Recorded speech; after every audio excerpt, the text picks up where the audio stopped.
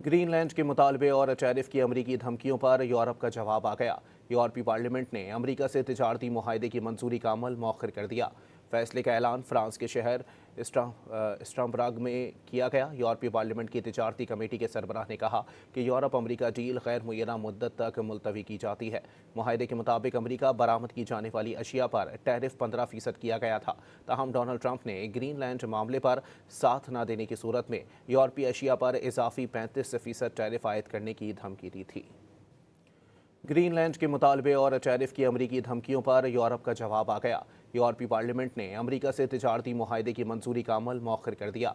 फैसले का ऐलान फ्रांस के शहर स्ट्रासबर्ग में किया गया। यूरोपीय पार्लियामेंट की तिजारती कमेटी के सरबराह ने कहा कि यूरोप अमरीका डील गैर मुय्यना मुद्दत तक मुलतवी की जाती है।